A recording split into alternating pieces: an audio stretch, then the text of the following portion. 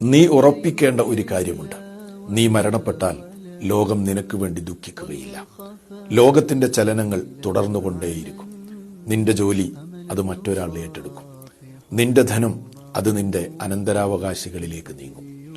നീ അറിയണം, നിനക്ക് വേണ്ടി ലോകം എത്ര നാൾ ദുഃഖിക്കും.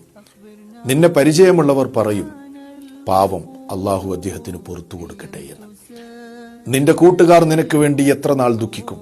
ഏതാനും മണിക്കൂറുകൾ, അതല്ലെങ്കിൽ ഏതാനും ആഴ്ചകൾ മാത്രം. അത് കഴിഞ്ഞാൽ അവർ അവരുടെ പഴയ ആഹ്ലാദങ്ങളിലേക്ക് മടങ്ങും.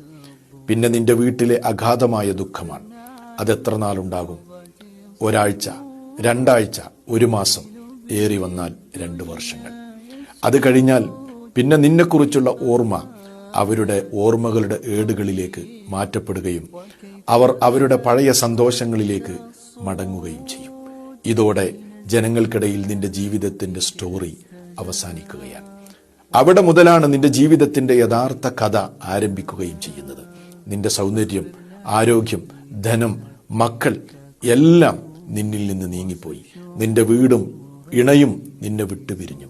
പിന്നെ നിന്റെ കൂടെ ബാക്കിയുള്ളത് നിന്റെ പ്രവർത്തനങ്ങൾ മാത്രം.